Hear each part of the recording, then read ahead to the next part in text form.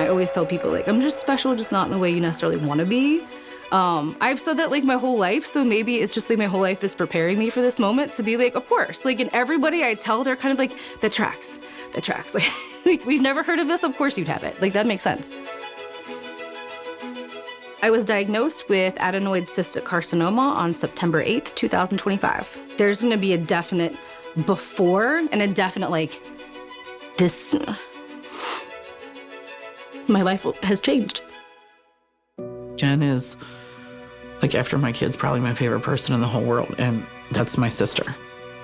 Jenny is the strongest. She's made for this. She's that kind of person. If there's anybody who could, it's Jenny. She's just impossible not to love, and she's always just so selfless and so, like, there for everything. When I first met Jenny, what struck me the most was she was just a normal person. She's a mom, she works full-time. She has a very rare type of head and neck cancer. It needed to be removed. The standard of care for that type of cancer is surgery. It's Monday, October 13th. My surgery is in exactly 1 week.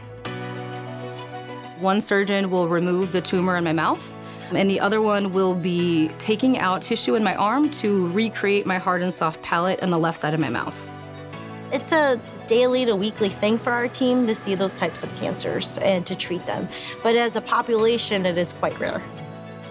So her cancer, they thought it was like stage 2, and it had progressed to a stage 4 at the surgery, so. Fortunately, we were really prepared to do reconstruction and take her through a larger surgery because we had to. We're always prepared for things that might be shown to us during surgery. Hey, Sarah, Dr. Soma, the NT here. I just want to let you know we're doing great with Jenny. It's about 11:40 in the morning. Dr. Tang is working on using that tissue transplant from her left arm, just like we talked about. We were able to get all of the cancer out, so all the cancer is out now. I've seen hundreds of people come out of surgery, but seeing my sister come out of surgery was a different story. That was hard. So after the surgery, I stayed in the hospital for a full 7 days. They had warned me I might sound a little more nasal than I did before, but what Dr. Tang said is that the tumor was so large, larger than expected, the opening was so big, there's not enough blockage to help me speak the way I used to, and that really threw me. That probably threw me more than the physical appearance.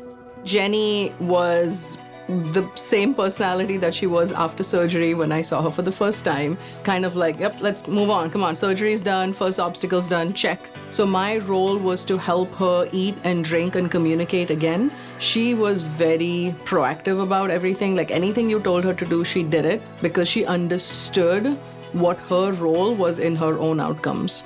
Jenny is a good example that it is a bit of a marathon and that one day we're going to be working on this, maybe next month and the month after we'll be concentrating on other aspects of her quality of her life. Jenny was just like, I'm not gonna let this change the way that I'm, going about my day-to-day life. And so her treatment plan involved 30 treatments after going through surgery. We knew that proton therapy was really important, especially to make sure there was little to no dose to the stuff behind, like the brainstem and the spinal cord. But we were also able to avoid the swallowing muscles in her neck, and hopefully that'll help preserve some of her swallowing function as she moves throughout life. There's so many unknowns, and I'm a planner. I like to know what to expect and when to expect it so that I can make arrangements. There's so much I just don't know. That's really why I wanted to speak about this, to give someone a resource to say, I've been there, I hear you, I feel you, and to give them kind of like a glimpse of what it looks like. Jenny is a patient I will never forget. I just want her to know that she is extremely inspiring to not only my team, but I know that she's inspiring to everyone around her as well. And it is such a privilege to take care of her. The fact that I was given a diagnosis that is treatable is a gift. Not everyone is so lucky. It's really been a mourning process. And I say that because I'm mourning my old self. I miss her. But you gave me back my voice. The voice that my cancer tried to take away. Thank you from the bottom of my heart.